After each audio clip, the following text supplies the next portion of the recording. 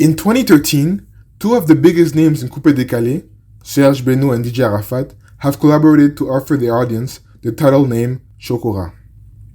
The idea of the collaboration has been greater than the impact of the title, mostly because of the status of the authors. But something else was interesting in their collaboration: their complete opposite auras.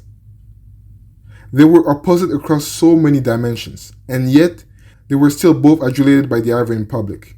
In this video, I will discuss my take on the coexistence of both of their fame, but to do so, I will first introduce you to the Coupé Décalé musical culture, briefly talk about the context around both protagonists' rise to fame, and then I will make an analogy that I'm sure none of you are expecting.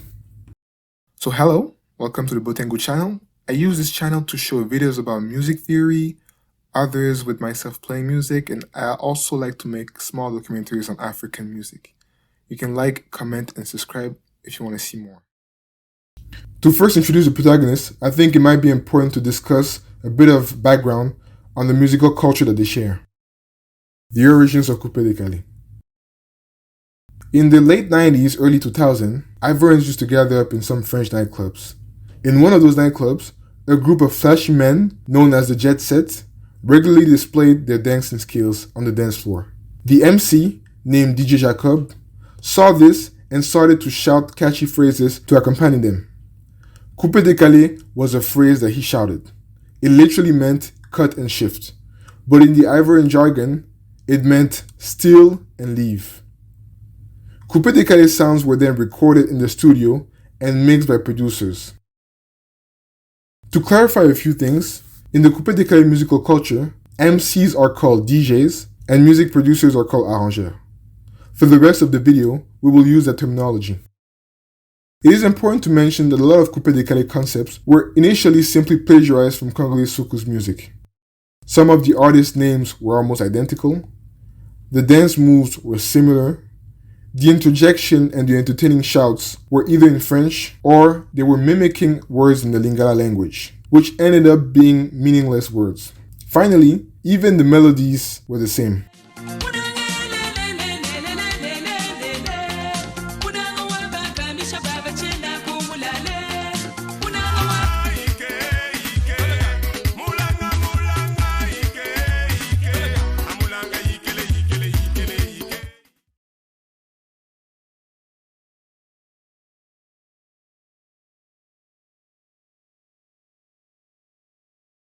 To summarize, Coupé Décalé was centered around three key players: the dancers, the DJ, and the arrangeur.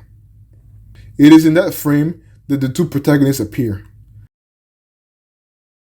Serge Beynaud was an arrangeur who contributed in the mid-2000s to the construction of a Coupé Décalé musical identity that saw an increase in the amount of jerk drum sections of the instrumental. He mixed multiple tracks for different DJs, amongst whom there was DJ Arafat.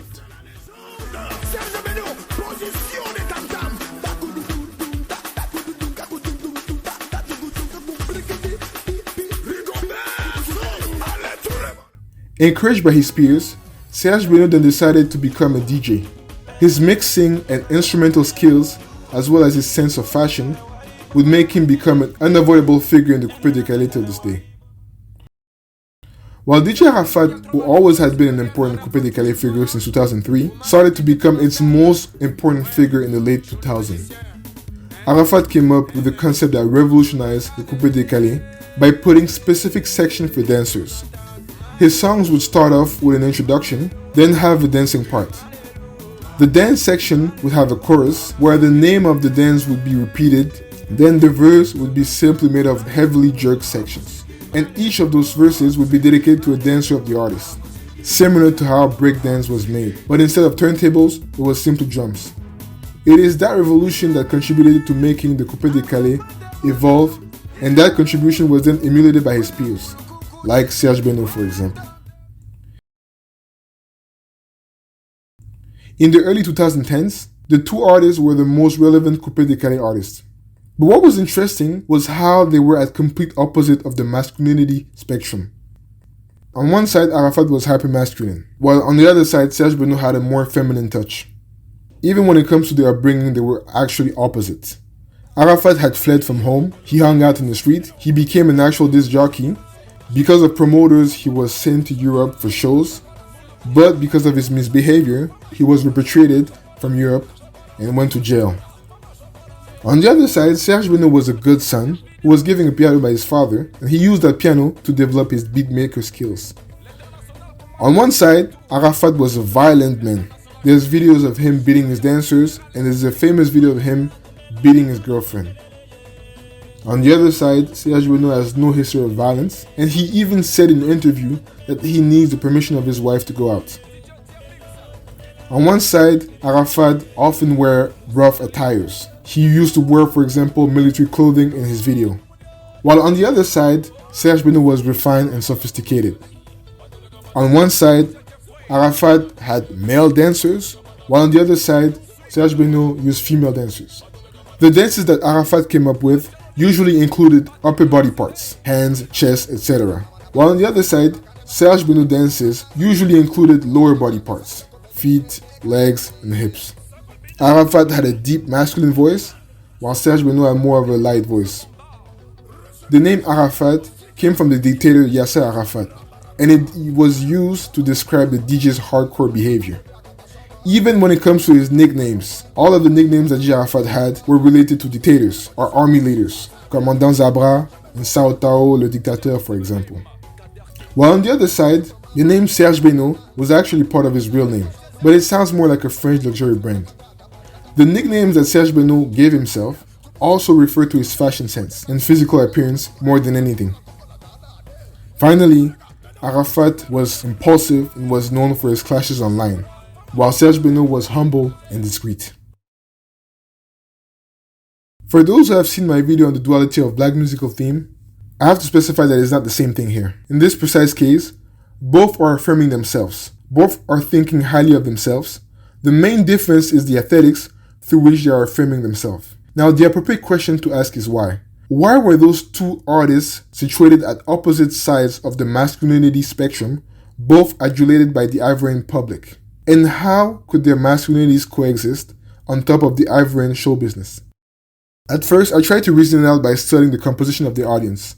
Serge Beynaud drew more of the female audience because of the way his dances were more appealing to women, while Arafat drew young men for the opposite reason. However, this is not always easy to quantify, and if you are a good dancer, you will try most of the dances whether or not you identify with the dancers. That's how I remember a video I had seen before. The video talked about the mating choice of women throughout the menstrual cycle. There is an important amount of literature on the subject. The literature suggests that, based on the menstrual phase in which women are, they will like a different type of men. The woman's menstrual cycle has two different phases: the follicular phase that ends with ovulation, and the luteal phase. Studies have shown that around the time leading to the ovulation, when fertility is high, women seem to be more attracted to men with masculine traits, as those are markers of good genes. While during the luteal phase, a time when women's hormonal profile is similar to when they prepare for pregnancy, women show a preference for a safe and secure provider, a profile more attributed to a less masculine man. And we see that both profiles are relevant to our protagonist. After the collaboration, Serge Beynaud and Arafat clashed, and multiple times, which was not a surprise. DJ Arafat clashed with everybody, and when you add the competitive aspects of things, it was just a matter of time before he verbally attacked Serge Beynaud online. But their clash was also symbolic.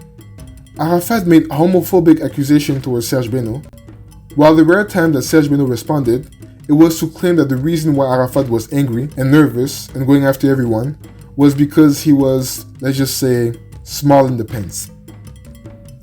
These are typical accusations that men at both ends of this masculinity spectrum throw at each other.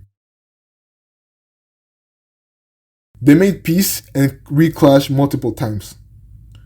The whole saga abruptly ended after the road accident that killed DJ Arafat in 2019. Arafat had been known for his reckless driving habits and had got into multiple accidents over the years. And the evening of his death, he had been seen on a bike without an helmet in an altered state, heading for the road. Since his death, Coupé Décalé has never been the same. The two graves that the Coupé Décalé musical culture brought in front of our eyes are a good example of the extent of the masculinity spectrum. The two were adulated by the Coupé Décalé listeners, and I believe that it wasn't because they had two separate audiences. The suggestion I'm making here is, what if the studies about women preferring different types of men based on their cycle could be extrapolated to the Coupé Décalé audience? What if the audience also needed both ends of the masculinity spectrum? Now, to answer the question on whether or not both masculinities can coexist, I would tend to answer that they can, they have, and they will always do so, whether we like it or not. Now, that doesn't mean that they will do so peacefully.